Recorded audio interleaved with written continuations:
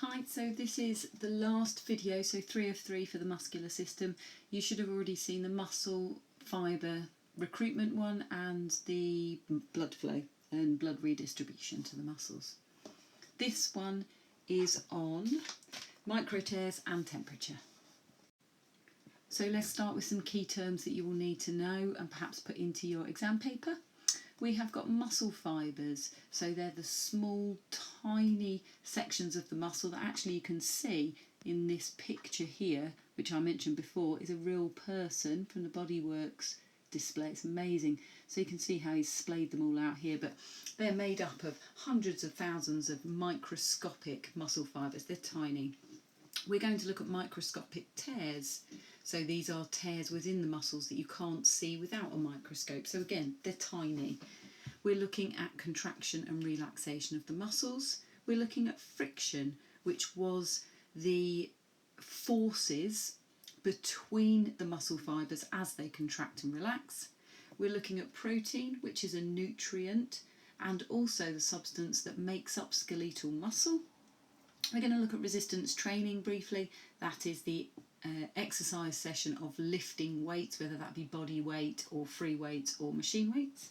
And we're looking at impact and intensity of activity on the contraction and relaxation and microscopic tears that come as a result. So as I mentioned, there's hundreds of thousands of muscle fibres, all in close proximity to each other. They when we're moving, they are contracting and relaxing, and as they contract and relax, they're rubbing against each other. There's also, when you're lifting weights, a general stress placed on the muscle fibre, which you'll learn in Unit 2, but muscle fibres work in something called a sliding filament theory. So they slide alongside each other and they almost have a ratchet approach to contracting.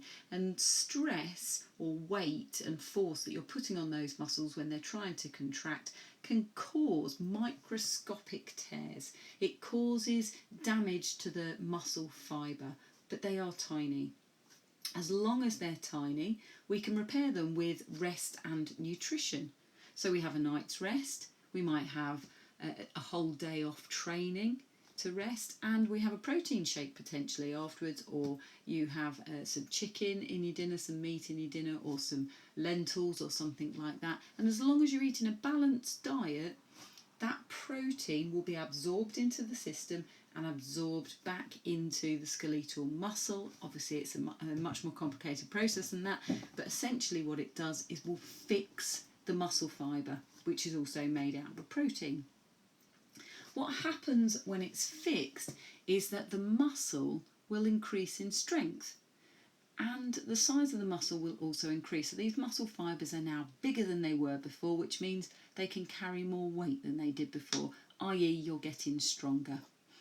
Resistance training, so that sort of training with body weight training or free weight training or machines, anything where you're lifting a weight, applying a force, will stimulate the process, so it will cause this stress on the fibre and the microscopic tears, and it will also assist in the remaking of those muscle fibres as long as you have plenty of rest.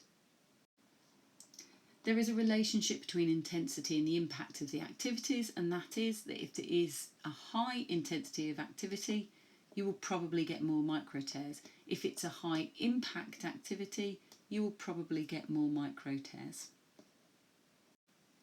That's it for microtears. Moving on to muscle temperature. If I've ever taught you in Key Stage 3, you'll know my chewing gum theory, and you can fast forward if you have heard it before. Cold muscles aren't pliable.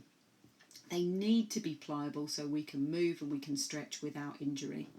So this is the theory. I used to do a paper round. I didn't get very much money, and I used to buy a pack of Wrigley's Juicy Fruit every week, and that's all I could afford. So I used to get 7 sticks in that for 7 days. So I wanted it to last a little bit longer, so at night time I would stick it on my windowsill. Back in the olden days we didn't have double glazing. my chewing gum will go rock hard.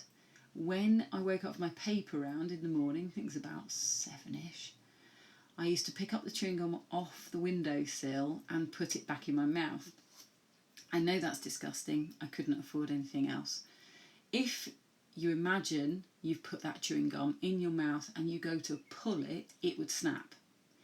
By the time I got to the paper shop, which would be about 2 or 3 minutes on my bike of chewing, the warm saliva will have got into the chewing gum, which meant I could have stretched that chewing gum out of my mouth if I wanted to.